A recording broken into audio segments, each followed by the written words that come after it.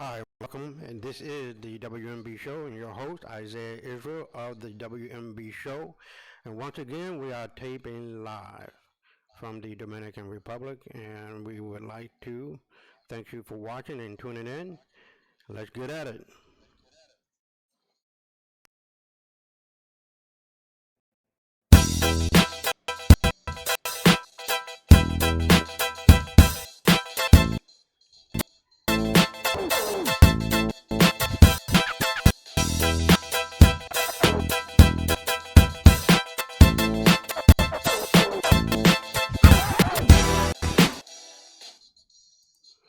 All right, well, there's a little bit of buffering on the introduction video, but we have quite a few other ones as well. But listen, today is a new day, and this is the second time that we're going to be streaming live on YouTube. So we just like to have you to sit back, relax, and strap on that seatbelt once again because this has not been a ride that you have never experienced before. So um, like I tried to explain on Monday, and I think that video is going to be, it's a pretty big file, right? So we're trying to figure that out, how to put that up on YouTube so that everyone can see it, right? And also, it was about a positive message on Mondays. We're going to have a different format for the week. On Monday is Inspiration Monday, where people can really see how people have overcome whatever they had to overcome, whether they lost a leg, two legs, one leg, one arm, one leg, one eye, whatever the case may be.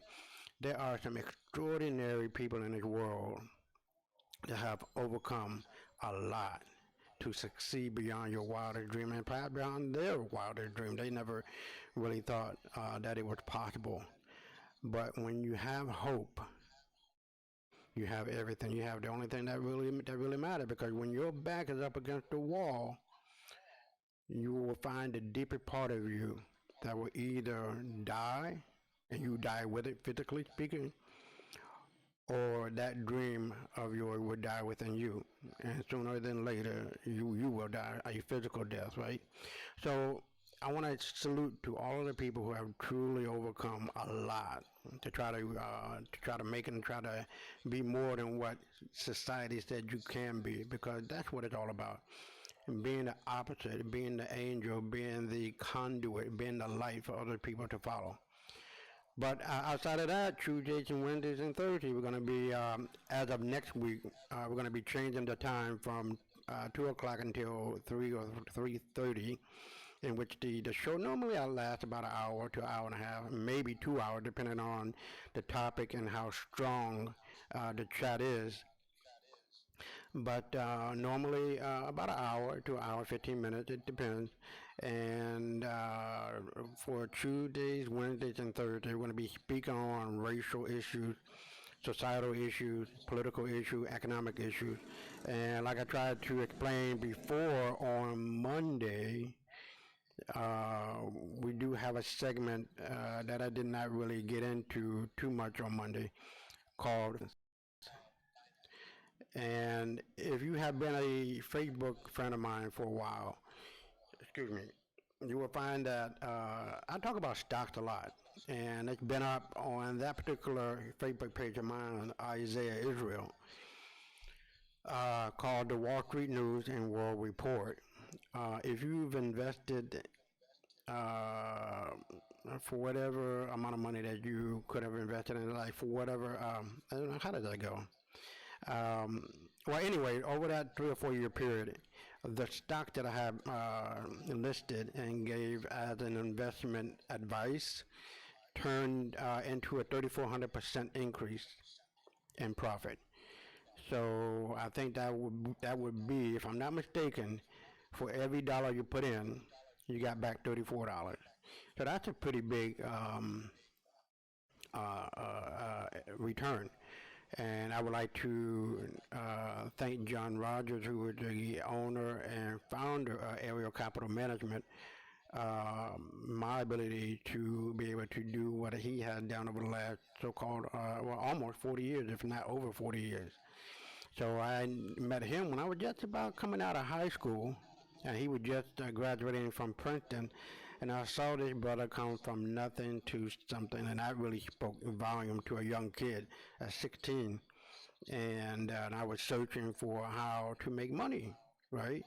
And the first stock that I ever had was Cubic Corporation. That's the one that he gave to me. And I handed over my money to him. He opened up my brokerage account, and I forget the name of the brokerage account that he was working at. But I saw that stock go from $18 to like $50. I like, wow, John, this is it. You don't have to tell me anything more about anything else, because I knew I found the golden fleet that I was going to be able to use and to make my life better. And it had been able to travel the world and do what I want to do, and get up when I want to get up. And I have worked, and that's the other thing too. I mean, you have to understand that money, when you work for it, builds character and integrity and frugality and resoluteness and all of that other good stuff. When you are focused on what you want to do, right? But also, money will work harder for you than you will ever work for it. I mean, from 92 to 96, for every $100 you put into Amazon, you get back $50,000. That's a hell of a lot of money. And even most recently, I mean, the stock is going for like $1,800. So I can remember when it was $80, and now it's $1,800. So what is that return? That's like, if I'm not mistaken, 1,800% return on your money over the last 4 or 5 years or so. So you have to really take it upon yourself to learn the game, to learn the finance game, to learn the economic game. Because, like I said, money will work harder for you than you will ever work for it. But you have to put it into the fertile ground that it belongs in, and whether it's stock, commodity, futures, options, you name it. You have to sit down, work it out, learn how to invest your money, and you will see it grow. So one of the things that I would like to focus in on and to make sure that you guys are aware of Fidelity. I mean, I can't explain or express the professionalism that is at hand at Fidelity.com. Fidelity.com. I've been with that brokerage firm, God, for like 100 years, and they have done a great job of watching my money. They watch my money harder than I watch my money. There was a time when some kind of a fraudulent thing that was going on. I didn't know about it, and they called me. I'm like, what in the world? So they are really good, and I really recommend Fidelity. If not, then you have other options as well. So beyond that, um, I just want you guys to be able to sit back today, and we're going to really get into the nuts and bolts of what my book is about, The White Man's Burden of Lies and Deceit, and book one. And we're going to, I don't know if we might be able to do book two, because it's pretty in-depth. But for book one, we're going to be covering a lot of the details and that book is about. The White Man's Burden of Lies and Deceit 1. Um, Let me put that up, and you guys will be able to see exactly what it's about. And here it is. The White Man's Burden of Lies and Deceit by Isaiah Israel, yours truly. And it is available on Amazon.com. And for, if I'm not mistaken, for $18 the ebook. Now the paperback is for $35, $36, like twice as much for each book. So you really have to, I would beg of you to get the ebook, because there's so much added as far as the links go that you cannot click a link on a paperback book. So I would recommend the ebook because you can click the links, and then you can verify the information yourself. And this is the other book, which we're going to be covering next week. because this week is just for Monday, Wednesday, and Friday, just to see what kind of feedback we're going to get in terms of the chat and people responding, leaving comments, and so on and so forth. Um, but as I tried to explain on Monday, that race in America is so obvious. A lot of people are knuckled under the weight of that. And I just don't know how people can function under the weight of hate, self-hate, and other hate, of disgust, of not being in balance or being in balance uh, with your soul, your mind, your heart, as I tried to explain on Monday, in which that video hopefully will be uploaded on YouTube. You can really get your really get into the heart and soul and meat and bone of that. But obviously, there's a serious, serious, serious cancer of hate that is making its rounds throughout America and the world, as a matter of fact. Whether you're against Muslims, against Indians, against Asians, against black people, uh, it's an insidious way to live. And in my humble opinion, and as far as I try to express in the book and with pictures, white people have a serious, serious mental disorder. And I try to relate to that in a way that people can really get it. And a lot of white people do get it, a lot of white people do understand it. But if you are being dismissive and you're not taking a part in it, then you're part of the problem. And I think that's outside of the white nationalists and the KKK that are just so obviously mentally ill and are so matter of fact about their hate. The silent ones is where the most of the hate is residing because they're not doing anything about it.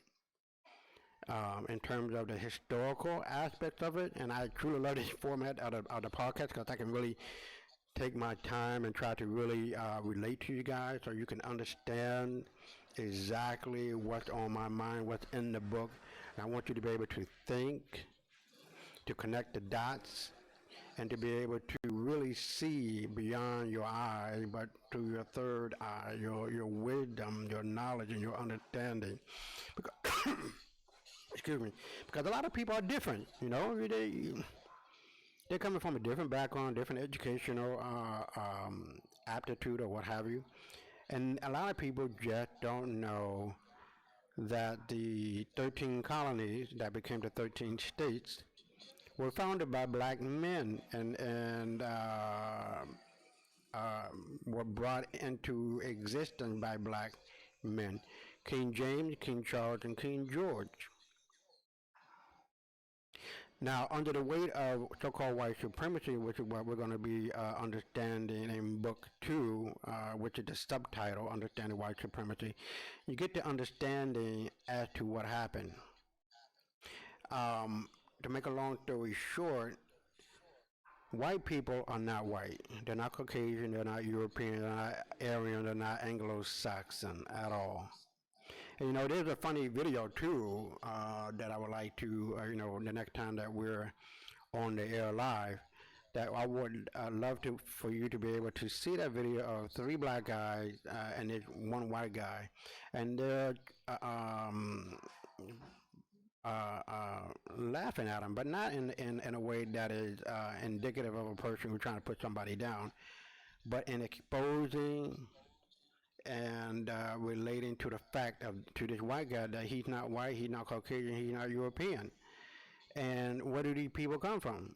Obviously, they come from black people. And the reason why I say that is because the black woman and the black man is the founding mother of all humanity. There's no if, there's no and, there's no buts. Humanity is not polygenetic. You don't start with white people, then black people, then yellow people, then red people. I have yet to see a red man or a yellow man in my life. In fact, I went to Japan in the 80s right? And I saw up hand, I saw up close what the true Japanese people look like. I mean, the everyday people that you see are like lily white. They're very white skinned because they coming from a Albion-like existence. But if you travel to the southern part of Japan, the Kyushu, you'll find Japanese people who look like me. I mean, you put on some shade, you would for certainly and for surely assume that they are black people.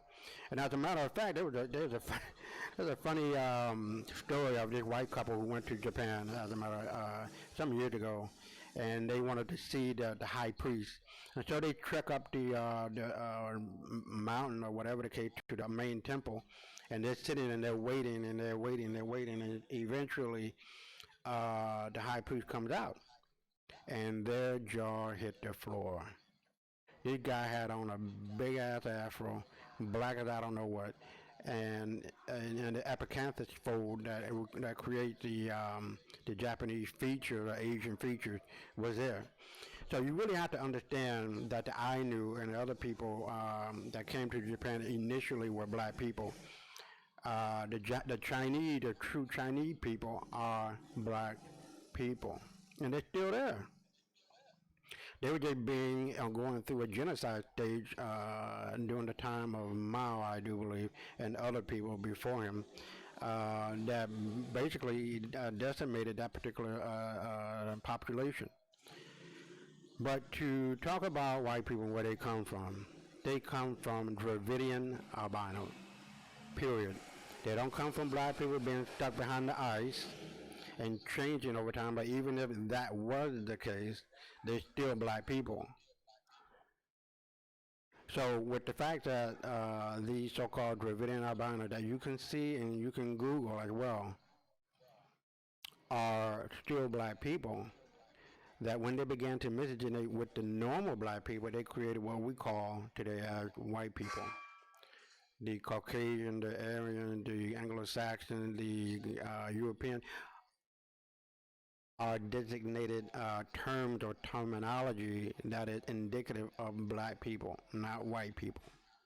And see, this is the thing in America, because when I was coming up, um, I could see in the news, in the movies, on radio, you name it, whatever medium that was popular and most prevalent in the 80s, 90s, and 2000, and even to this very day. That you find a lot of absenteeism in regard to the faces of black people doing things, especially in the history books, and what that and how that and why that happened. We'll get into that in respect to what you see here, as far as book two, understanding white supremacy, because white women, for whatever reason, took hold of the American way of life, if you can put it like that. And so after the Civil War, that brought about in the ending. I'm sorry, the beginning of Reconstruction, of which black people were just taken over economically and politically, becoming politically involved and becoming governors and senators and mayors and so on and so forth.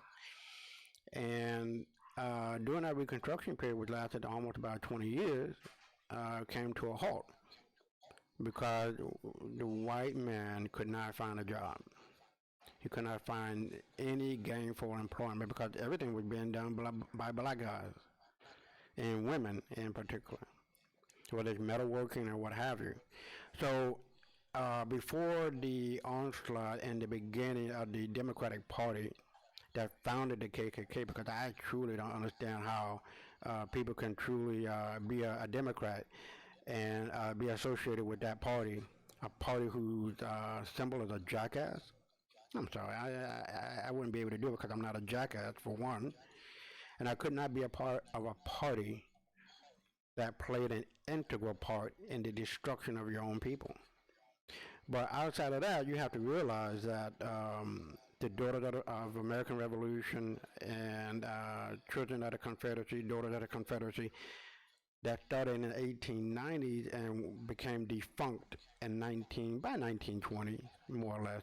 And then the Children of the Confederacy took over.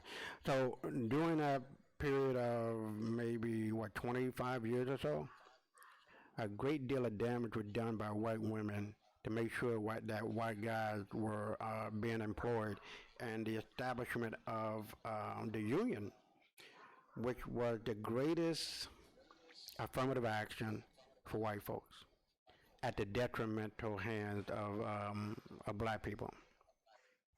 And from that onslaught forward, you get into this benevolent attitude of white people, especially white women and particularly white guys. And this is where a lot of this so-called I can do what I want to do because I'm white, I can say what I want to do because I'm white, come from. Because they've been getting away with murder. I mean, look at the guy, a really popular guy on the Today Show, Matt Lauer, and all these other people who are being caught up in sex scandals. White men have no compunction about rape, pedophilia, crime, because they know they have their hand at the hill of justice or at the will of justice, and they can pretty much do what they want to do when they want to do it, how they want to do it, and get away with it. So these are some of the things that I cover in the book as well, and you just cannot ignore it. It is too obvious. A lot of the time, black people are suffering at the hands of white people because they're suffering longer sentences for the same crime, drug crime. And we all know what happened during the 80s and 90s and how the government played its whole role in making sure that the destruction or further destruction of the black family took place. And there's a white guy, matter of fact, by the name of Gary Webb, and you should Google him as well. He died from suicide wounds, 2 gunshot wounds to the back of the head. Now, explain that shit to me, because I don't understand how you can shoot yourself twice, let alone once, and then get up and shoot yourself again. That was a hit job. But he made it perfectly plain that the United States government played its role in bringing drugs and guns to the black community. And we had an about change in terms of the Crips and the Bloods. Now, the Crips and the Blood gang were gangs against white gangs, not against its own. And when you look at the acronym of CRIP, Community Resistance, however it may go, and as well as the Bloods, they were about protecting their community, not destroying it. But that became a 180-degree difference in the 80s and 90s during the crack epidemic, and how the prevailing and overwhelming attitude that white folks had. Oh, look at them Negroes or niggers. They're drug addicts. Throw them away. They're no good. They're menace to society. You name it. And when Bill Clinton got into office, he came up with the 3 strikes, you out kind of thing going on. And a lot of prisons began to fill with black young men and women, but basically black young men. Also, feminism played a role in that as well, because black women never really had a problem with their black men. It was the white woman and her man, period. I have never seen my father go up against my mother about anything, because he knew how far he could go, and the whole nine. So that's a bunch of BS as well.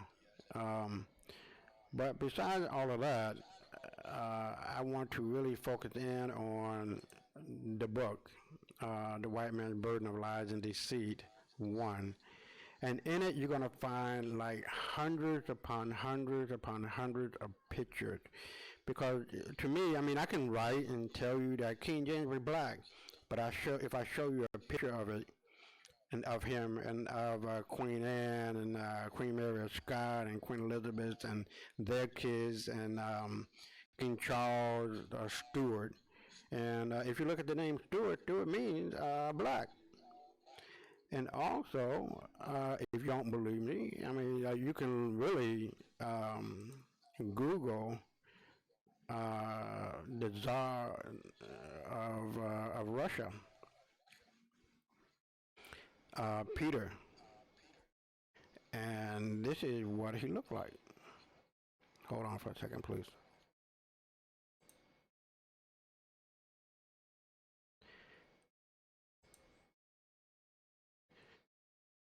Now, if you Google Peter the Great, the Tsar of Russia, you're going to come up with a picture of a white guy.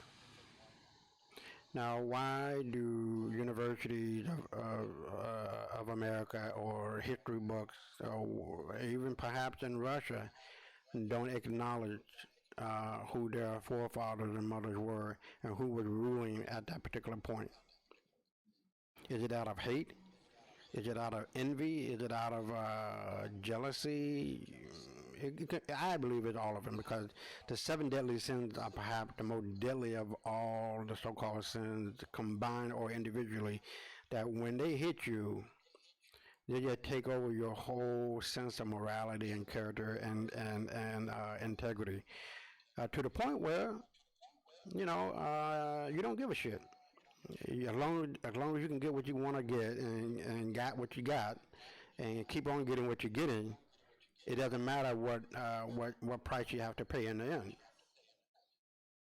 Because to be honest, white folks are just as in the dark as black people are in America, and that's one of the things that what this show is all about: bringing truth to the table. You cannot avoid it, and there are three things you cannot hide in this world that we live in. That is, or those are, the sun, the moon, and the truth. And like Moses, I'm standing here on the shores of America, and I'm drawing this line, and I'm daring you to come and cross this line or stand with me for what is right, what is just, and what is true. Because if you continue to stay on the line opposite of what is true, which are lies, you're going to suffer. It always has been the case, it always will be the case that there is this war going on between right and wrong, good and bad, life and death. And there are two wolves in all of us that we must have control over. The good wolf, that is positive, doing things right, and then the bad wolf that just doesn't give a damn. He steals, he lies, he kills, he does everything. Now, which wolf wins? It's the wolf you feed. And white people in general are feeding the bad wolf. And this is the reason why they are suffering right now as we speak. Because there's absolutely no reason why they need to lie about what they did. Now they are a player in world history, but white people have just got here some 4,000 years ago, so they can't be too big of a player, right? So when you look at the greater impact of who did what, when, where, why, and how, it's black people. And this is the reason why I put Peter the Great's picture here in order to show that he was indeed a black guy, and that the Turks, the Persians, the Arabs, the Huns, the Mongols, all of these people were black people. If you go back far enough in history, then you're going to see that all of these people were black. Warring. Now you talk about black on black crime. Yeah, I guess you can. I guess you can do that.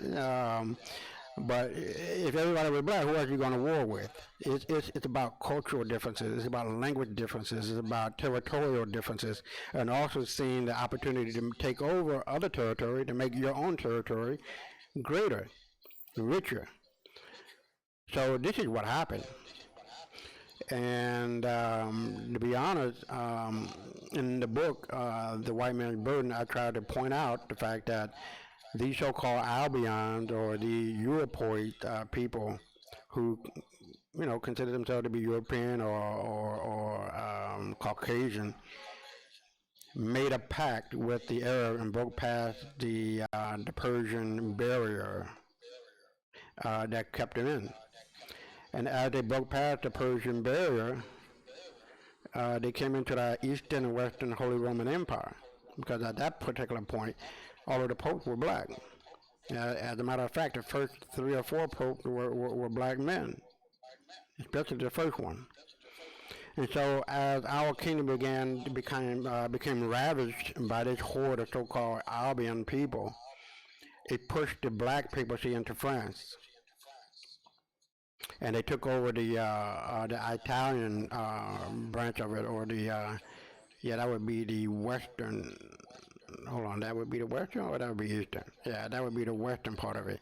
And so the East, if I'm not mistaken, then the Eastern part went into France.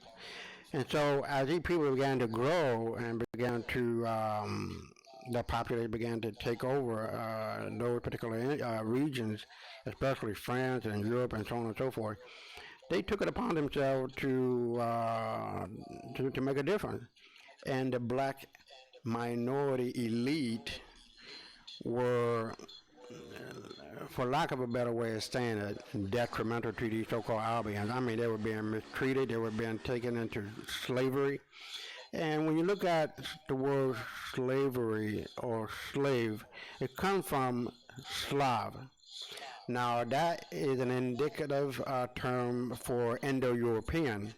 And at the beginning, the Indo-European was a language group that later identified with a particular people, better known as white people.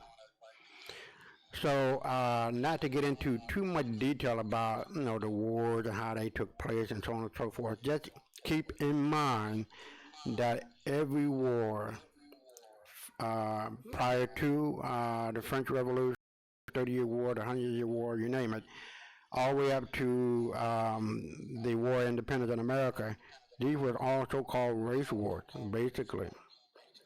And if you have a name like Washington or Cooper, or whatever kind of so-called English name, those are not slave names.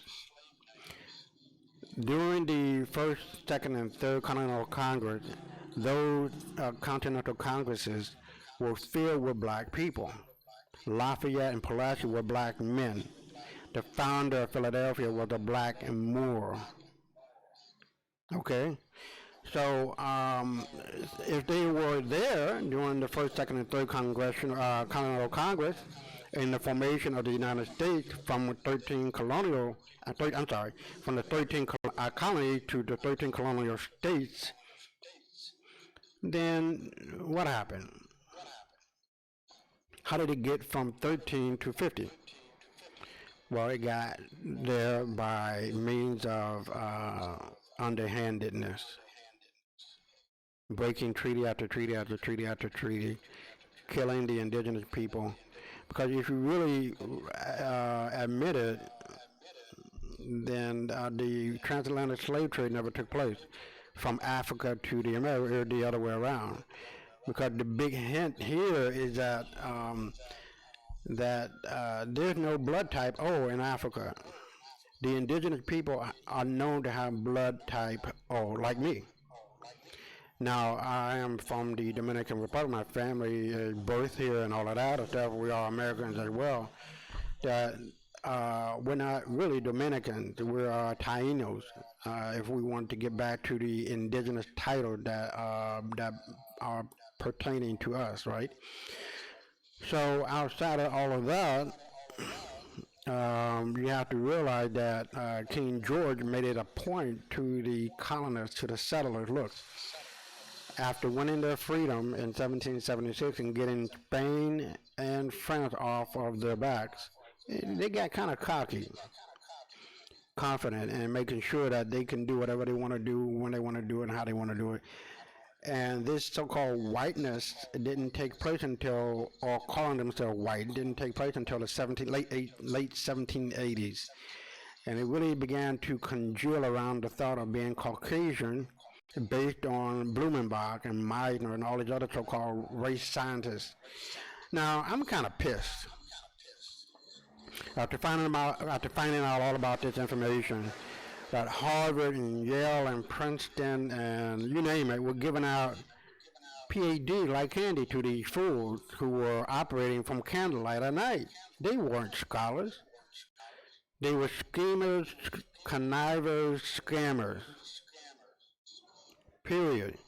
And even Blumenbach admitted at the end that at some point this lie is going to come to fruition and it's going to bite hard, deep, fast, and long in the ass of white folks. And look at it now. I mean, yeah, I don't want to go too far out of the range of what I want to talk about, but Gaddafi, before his death, said, if you kill me, you'll be opening up the doors to all of hell for all of humanity, for all of eternity. And he matter of factly stated, we don't need suicide bombers and strapping on bombs and all of that stuff. All we have to do is just come in through Europe, and over a 20-year period, it would become a Muslim state. Now look at it.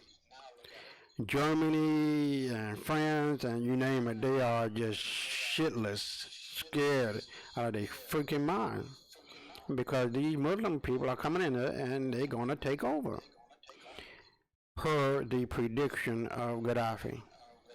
But to get back to the colonists and their eagerness and their avariciousness for money and power and being able to usurp their natural masters at that particular point, the black indigenous Indians, they began to see themselves as being white and seeing so-called their black counterpart as being sub-level humans. And so the ideology of manifest destiny took place, and white supremacy began to grow. Because you got to remember, it wasn't like an overnight thing. It took some time for that to get deep down into their gut, into their heart, into their soul, into their brain, into their psyche.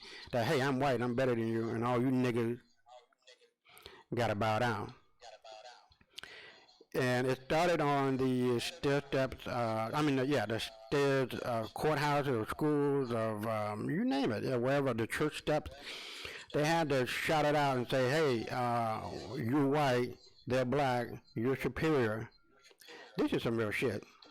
And this is what happened, and this is at the detriment of white folk because being the genetically inferior people that they are, they can never ever outdo black people. We are the dominant gene, and I'm going to say that again. We are the dominant gene, the superior gene of God on this planet. This planet is slowly but surely turning brown and black again because we have genes that are just above everybody else. And the fact that everybody else came from us, that really closes the case. As they say, caso cerrado, case closed. You can't deny that's the real deal. And so, as they began to go west beyond the Appalachian Mountains, which east of the Appalachian Mountain contained the 13 colonial states that were the 13 colonies before, they began to kill, and they had a rapacious appetite for killing, just like the state of Israel and those so-called wannabe Jews are doing it in the Middle East and Israel now. I mean, they have this rapacious, unquenchable thirst for killing. And when I was coming up, you got to deal with that fact that what goes around comes around. Now look at white folks. Their numbers are dwindling. Trump can't save them. And to maintain a population, you need a birth rate of at least 2.1. Throughout all of Europe, it's like 1.5. In America, it's 1.3. And in general, worldwide, white folks' birth rate is like 1.0, 1.1, if not lower. So they're dying out. They have no recourse. They know they're struggling. They're trying to incorporate other people to make up their population numbers. And then if you look at the definition of whiteness, it is a status, not a so-called race that belongs to black people. But even if you talk about Nipsey Hussle and his family that came from Eritrea, I think, and then the northern Africans, they are considered to be Caucasian. Even though Nipsey Hussle is about my color, if not a little bit lighter, or whatever the case may be, God bless and rest his soul. But it really, I really find this shit just comical because at the height of so-called white supremacy in the South, in Mississippi, Alabama, they had the King of Portugal. I think Pedro the Fourth, if I'm not mistaken. You might want to check that out. But he came to the America, and this guy was blacker than black. Did they call him a nigger? Did they tell him to get his ass off of that damn horse and go and pick some cotton? Hell no. They bowed down, kissed his fucking ass and his goddamn shoes. So this is what I'm talking about. It's about economics. It's about politics. It's about having knowledge, wisdom, and understanding. Because when you do, they know in terms of your ability to answer and your ability to come to the fore, come to the table, to discuss different matters, that you're going to be prepared. You're not going to be some Johnny come lately, hoping and wishing that, they accept you. I don't give a fuck about white folks who are silly and stupid and ignorant and foolish. Bill O'Reilly, Tommy Lauren, and this other lady. I can't think of her name. She made some disparaging remarks because I can see her face in my mind right now. But she's on MSNBC, I believe. But you know who these people are. And I sent my book to them with the lady with the tail on. And let me pull that up right quick. And they summarily said, no, we're not going to have you on our show talking about us like that. You know why that is? I mean, if you look at Star Wars, when it first came out in the middle 70s or something like that, they always had white folks in control. The white man is always there to guide the way, to lead the way, and he's the only one that really knows what the hell to do. No, they don't. Because if you admit it, white folk done fucked up this world. I mean, in terms of race and dividing humanity, instead of admitting the truth, and they knew the truth back in the 1600s, 1700s, 1800s, 1900s, they knew the accomplishment of black people. And the authors, the so-called white authors who were writing books and have written books about this as well. Right? So they weren't oblivious to that. They wanted to push their own agenda because white people under white supremacy have a low level of self-esteem. Because if you are superior, you don't have to beat your chest and tell other people that you are. That's an indicative of a classic psychology 101 to say that, other people are below me because I say so. Because I'm white and I say so. Because I have the ability to write laws that benefit me and don't benefit you. And that's the bottom line of what this so-called white supremacy is all about, because they did not lift themselves up by their bootstraps. They were pushed well along by the United States government in terms of acquiring land free, cows free, machinery free, and all this other stuff to gain wealth. And that became more and more prevalent as white men began to occupy offices at the state, federal, and local level. And this is the reason why I say that their goose is cooked. The chickens have come home to roost. Because white men are weak-minded, weak-spirited, and they have no soul. I mean, I'm serious about this, right? And that's quite prevalent throughout throughout Hollywood, throughout the political quarters of Washington, and throughout the corporate America. That they do what they want to do when they want to do it, how they want to do it, and they don't give a damn because they know that in the end, they have string they can pull. Now, you don't have to go along with what I'm saying, but it is true. If you really think about it. Pedophilia is running through Hollywood like a hot knife through butter, through the quarters of our political institutions, through our religious institutions. It's just disgusting. I don't even know how you can hurt a child, let alone another human being.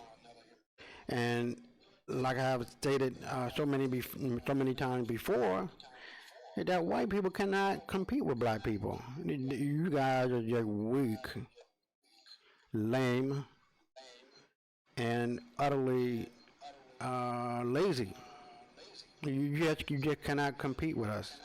And that's not a hateful thing to say. That's not a reverse racist kind of thing to say. It is just a real shit. Because if you look at it, they locked us out of baseball, football, and basketball. And when we got in, we took it over.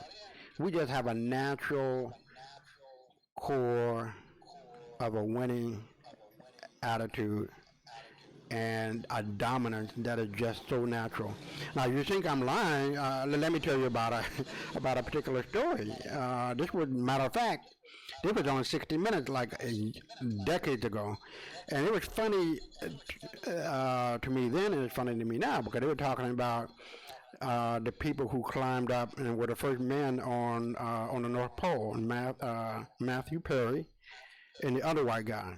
And so they were looking at their descendants.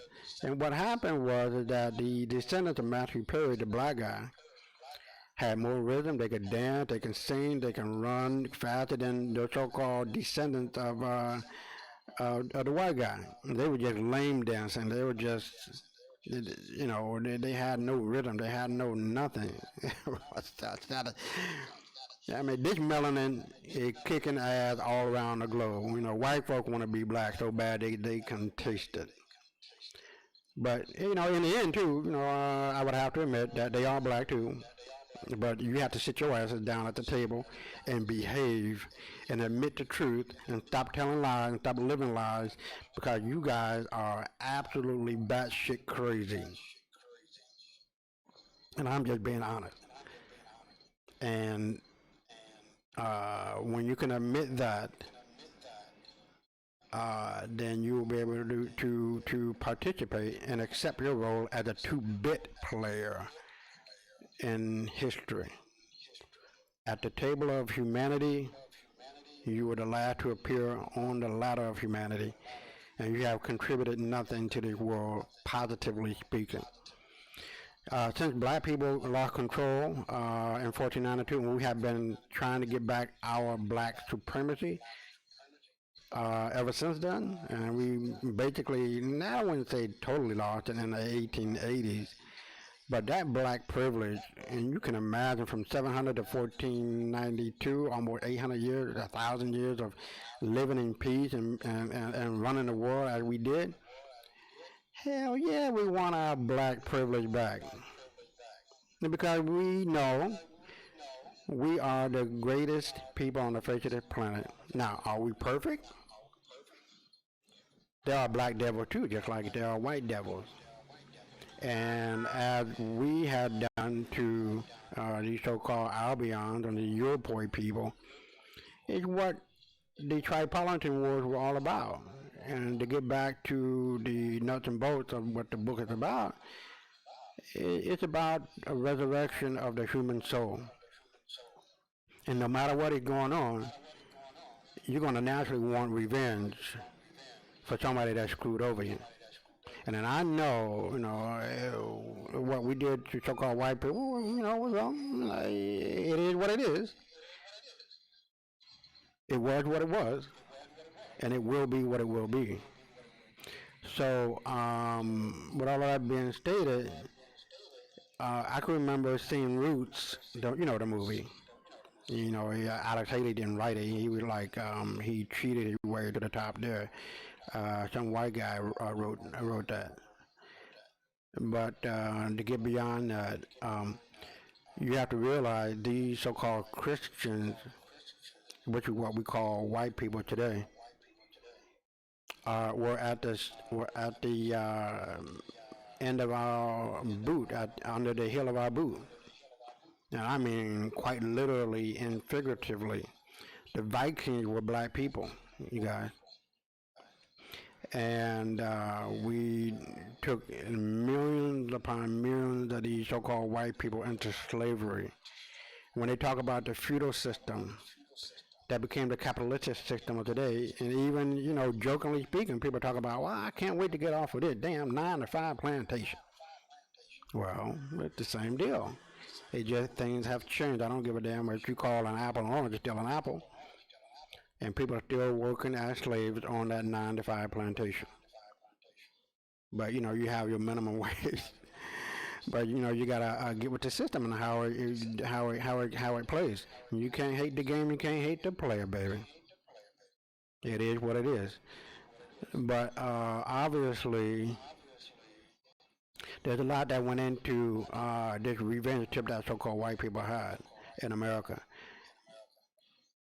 At the inception of the presidency, with George Washington being the first president under the U.S. Constitution, he really couldn't do anything.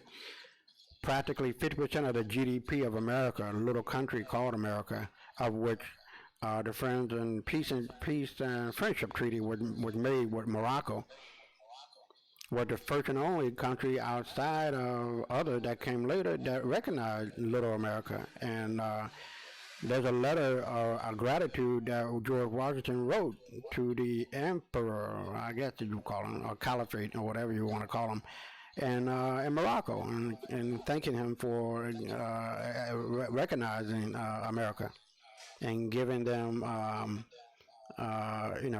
credibility in the eyes of other nations. But to make a long story short, you have to realize that it wasn't until the time of Thomas Jefferson and the formation of the American naval fleet that really did in and started to put an end to the domination of these so-called black people over white people. Now, with all of that being stated, you have to really get into the history books. You have to read books on the Tripolitan Wars and why those wars took place. And basically, what the end was to end white slavery. White people were sick and tired of black people picking on them, basically. And the La Chapelle Treaty was a treaty between. Hold on for a second. There was a motorbike going by because I'm here in my home on the kitchen table doing this. But white folk were sick and tired of black people picking on them, and that's the reason why the La Chapelle took place. The treaty La Chapelle, AIXLACHAPELLE, La Chapelle Treaty, was a recognition amongst white folks for being white, for one, and being similar, in complexion or whatever, and looking beyond cultural and cultural language and what do you call it? Cultural language and coming from different countries. I don't know however you want to put it. They set that aside and say, hey, we got to come together and try to defeat the Moors. Otherwise, they're gonna keep doing what they're doing, and we're not going to be able to put a hold or put a stop to this. And that's the very reason why, after the war with America, Britain stepped in and put their nail in the coffin, and the final nail in the coffin was France. And this is the reason why France has its colonies to this day, giving them $500 billion a year. And even the former prime minister, I guess it's prime minister of France, we're stating that if we lose $500 billion from our colony, we're going to sink down into the third world nation state. And that's basically what is going on, because Europe has no resources like Africa, and this is the reason why Gaddafi was so hated, because he wanted to unify Africa.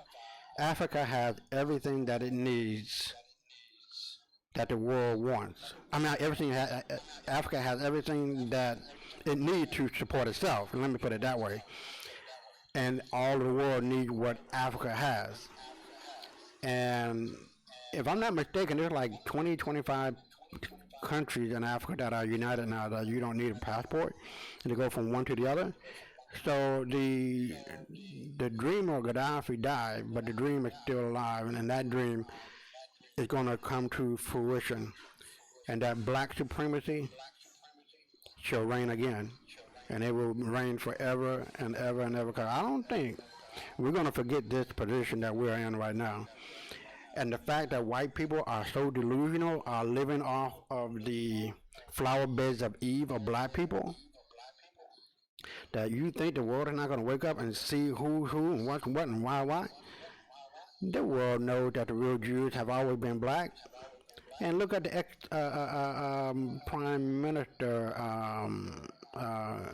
Gamal, if I remember his name correctly.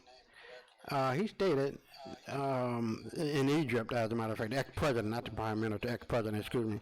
He stated matter of factly in the 1950s that, hey, you Jews left here black, came back white, and we can't accept you. And the world knows.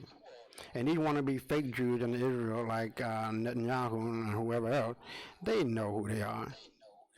They don't have not one drop of Semitic blood in them at all.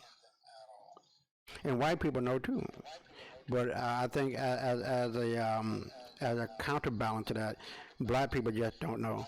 And this is the whole point and purpose of the show, is to giving people a great basic understanding of what happened and why we are where we are. But right now we're running up on about an hour, and I don't mind going over that particular hour to an hour and a half, and discussing, because hey, this is my show, this is our show, and when I feel that I have stated what I wanted to say to the fullest of my being, then I'm going to feel really good about fact. What I was saying is that truth always comes to the head, always come to the, because you can't hide. There's three things you can't hide: the sun, the moon, and the truth. Because it will always surface. It doesn't matter what is going on, and who did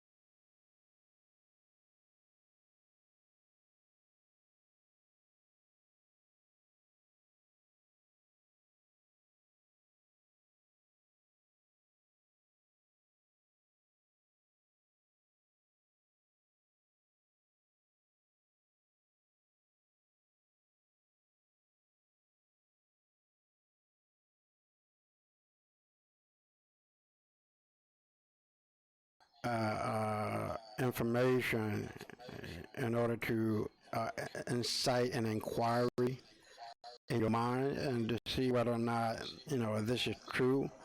And hopefully, you buy the book, you read the book, and it's not a typical book that you normally see. I took a chance here, and I did it in a different style. It was a two-person dialogue between myself and Bob. Bob being my ego, my alter ego. And I'm hoping, from what I've been able to surmise, that people who have read it really enjoy it because they got a sense of a debate kind of situation going on, or just two people sitting around a table talking, or sitting in their home talking. And I think when people can relate to that and they see a lot of pictures, because pictures are worth 1,000 words, you get a different feel for the book and a different feel for history because you can retain it better. And that's the whole point of doing it differently. I just think I could not see myself with a normal book cover, foreword, and then chapters, and then you introduction, and then you get into the meat and bone of the book, and then at the end of the book you have your bibliography as to where I got the information from. So I'm hoping that people who have bought the book and will buy the book, that they will really like it. And if you do, please leave a comment. And also, please subscribe to the channel. And you can do so. Hold on for a second, please. You can do so by, let's see. I guess I should have this done long by now. Yeah. You can do so by clicking on our YouTube channel, the WMB Show, or WMB of Lies and Deceit, the subscribe button, and you can receive notification when the next show is going to be. Also, please check out our blog, the whitemansburden.blog. I think a lot of people are going to find a lot of great information on there as well. I post on there quite a few times during the day and every day. But with all of that being said, I want you guys to understand that history is so very important, not only to so-called black people, but to so-called white people too, because you guys got to step down from that pedestal of stupidity in wanting to be superior. Now, as far as I'm concerned, white people are superior to black people. No ifs, ands, or buts about that. But in what way? In the way of being stupid. Because you can't even see your own downfall coming. Because of the pride that is like a big log in your eyes, that you can't even see the handwriting on the wall. You are ignoring your own death sentence. You are signing your own death certificate. There's no doubt about that in my mind.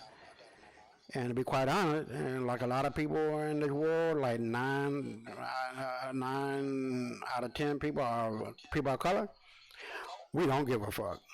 We want to see your asses up out of here because you have spreaded nothing but death, destruction, disease, and despair throughout the whole world. The 4 Ds are what you are fucking famous for. Nothing else. That's it. And to be quite honest, if black people had stayed in control after 1492, we'd be 500 years more advanced than what we are right now. So don't feed me that bullshit in the chat that, well, we wasn't for white folk, we wouldn't have it. Shut the fuck up. Excuse my French. Because right now I'm just really pissed and really understanding, and I know white folk very well, how you guys think. You guys are screwed up in the head, and you can't even see which way is up because your head is so far up your ass that you can't really understand the world around you because you think you're the shits. You talk shit because you know you ain't shit. You ain't shit because you talk shit. Now that's just keeping it real. I am not sorry about my words. I'm very frank with my words. Now, one of the things that you're going to see in the book is that Karl Marx, the creator of communism, was a black guy, along with the Leviathan. I mean, there's like tons of pictures that can't be denied here. If you deny them and you think that I'm a nutcase, then you are sorely ignorant, stupid, and in denial. And I'm not going to be the one that's going to suffer. I'm going to always stand on the right, just, and true because I know in the end that is my salvation. And the only way that you can save yourself from ignorance is with knowledge. From foolishness is with wisdom. And from being misunderstood is being filled with understanding. It's really simple. I mean, life is not hard. You either get with the flow of God, which is knowledge, understanding, and wisdom, because the Bible said, in all of thy getting, get understanding. Don't get married, don't try to make $1 million. Get understanding of all of that, and you will have all of what you want in life, because everything begins in your mind. The promised land is not in Israel proper as we know it today, but it exists between your ears. That's it. And the more you water with knowledge and understanding and wisdom, the more you get out of it. The more you can speak things into existence with other people who are of like mind. And the catalyst that brings things into existence is action. Faith without work is dead. I can't make it any easier than that.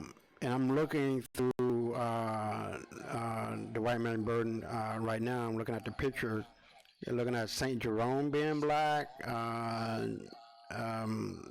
the Queen of Navarre, Jean d'Albret, Saint Nicholas. Now you know Saint Nicholas, the Santa Claus, was a black man. Even the TYT founder, St. Uger, talked about that. And I'm ignorant as white folks on whatever the show that was, Fox or something. Or, Jesus was white and Santa Claus was white. You can't make that. What? You see how crazy these people are?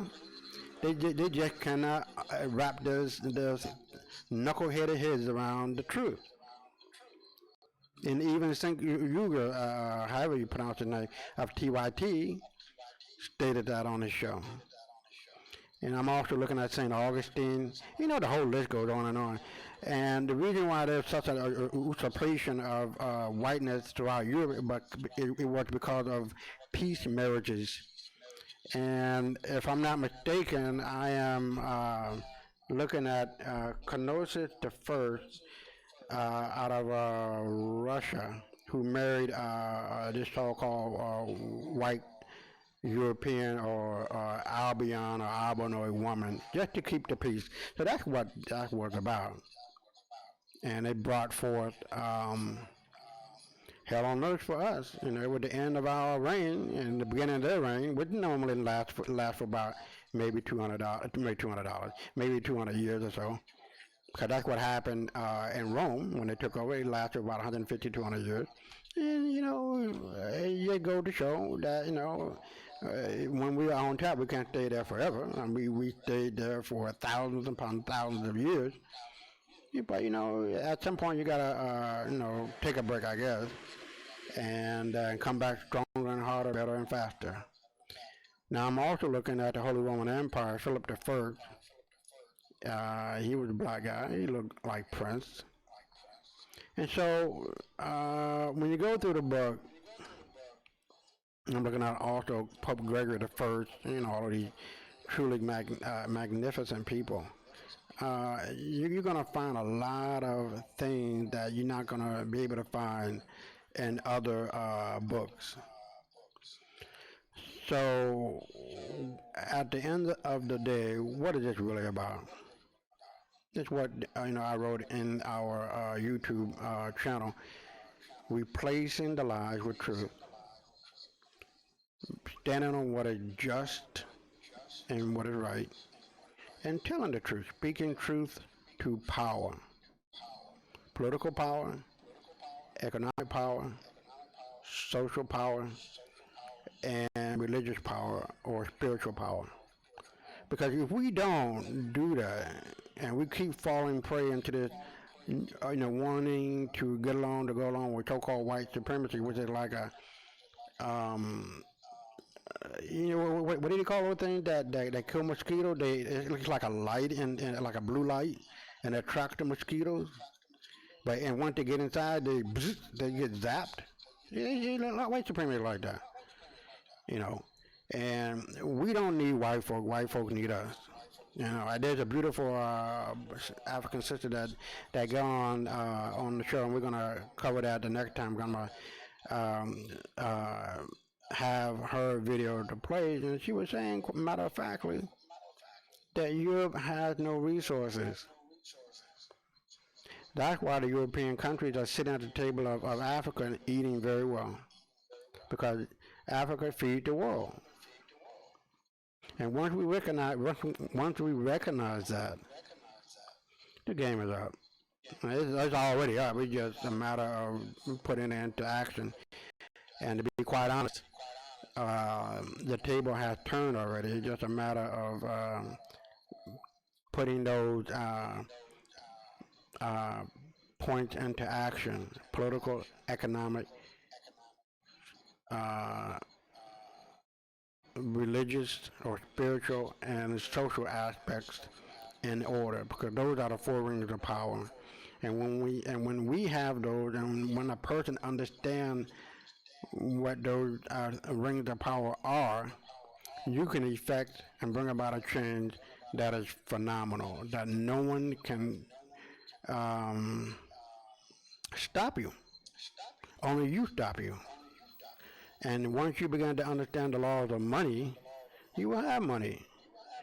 Because what's her name? Ida B. Wells said it best.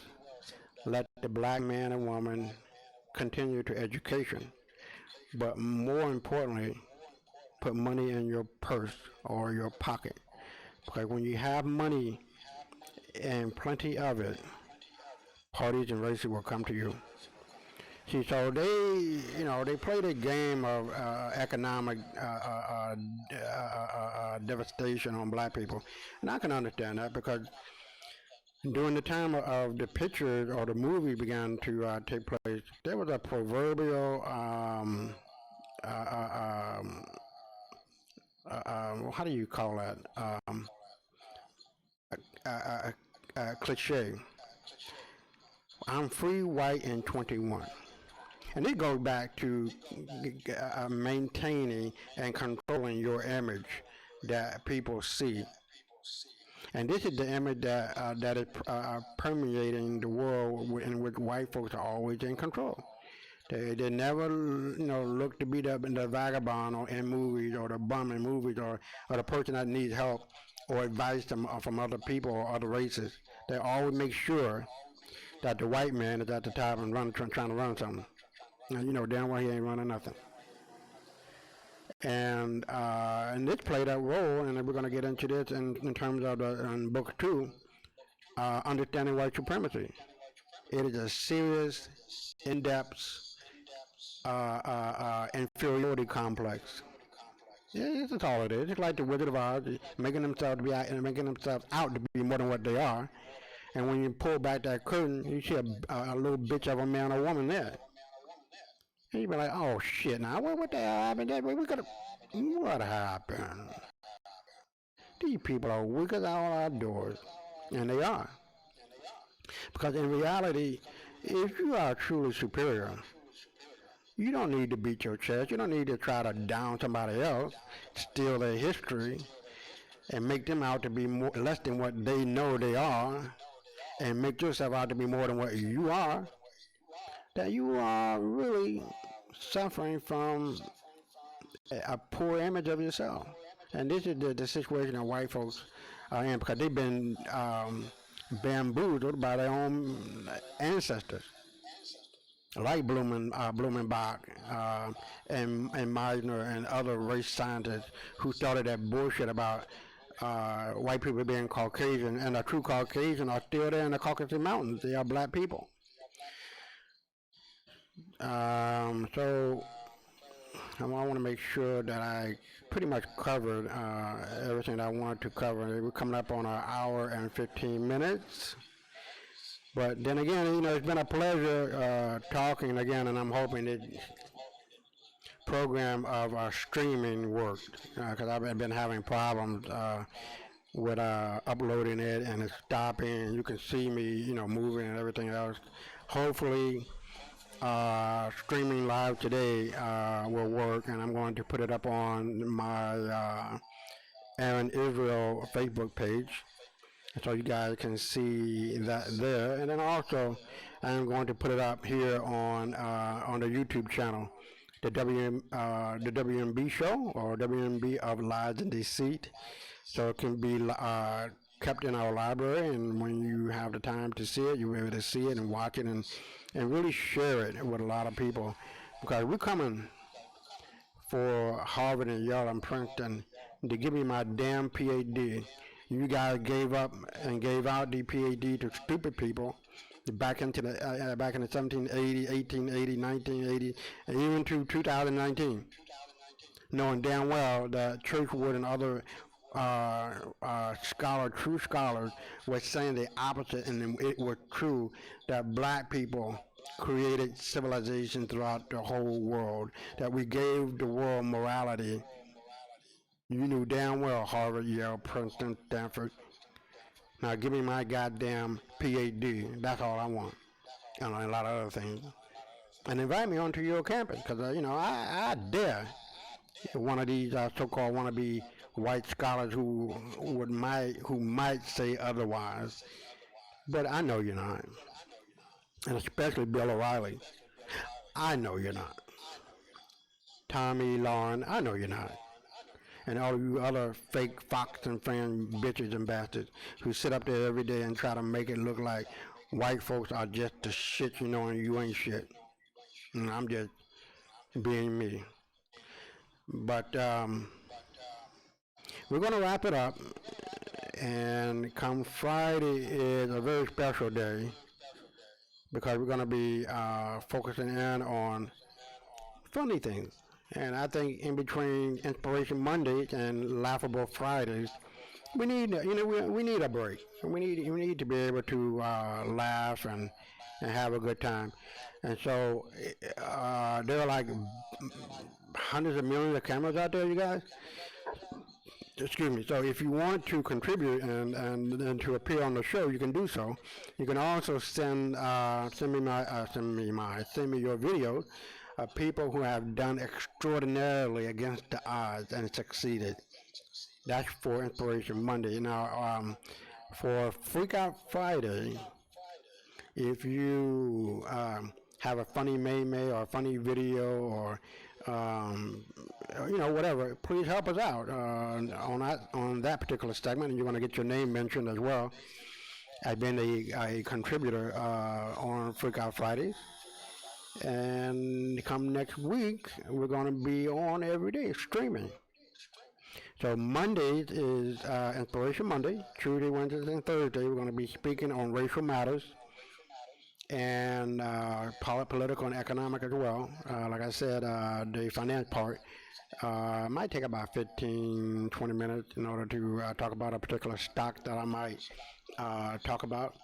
And if you would like, you can visit my Facebook page, Isaiah Israel, or you just put into your search box on Facebook, Wall Street News and World Report, and that'll take you right to the page, and you can ask to be added to it, and you won't miss a beat in terms of the stock advice that I will be giving out. All right, so that'll be a wrap for right now. We're at an hour and almost 20 minutes, so that's pretty much where I thought that we would be. So with that being said, we will see you Friday and get ready to laugh your ass off. That's good. So peace and good things, and never allow anyone to steal your joy and your strength within.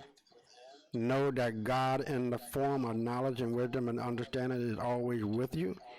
Use your head, follow your instinct, follow your first mind, and that you can do what you want to do. You can succeed. You can become as successful as you want to become. Remember that happiness means doing the thing or things in your life that gives you meaning, purpose, sense of direction, and fulfillment. And when you have that and you eliminate a lot of the bullshit out of your life, a lot of the bullshit people out of your life, you can see further down the road. You don't need to see all of the road. Just like what a headlight can only go up to like 200 or 300 feet. That's it. And stay focused, stay out of trouble, and make good choices. All right. Peace. And this is the WMB show. Your host Isaiah Israel, and we're signing off. And hopefully, this plays well. I don't know. If it doesn't, then please excuse me. I'm gonna make it as best as possible the next time around, so it doesn't buffer. So we're going to play it and see what happens.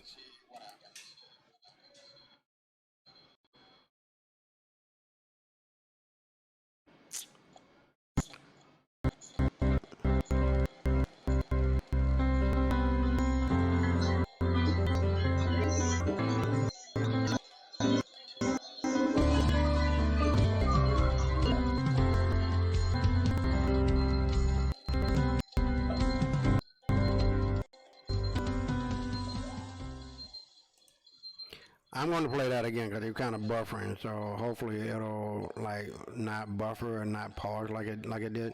So let's end it, and this is the outro.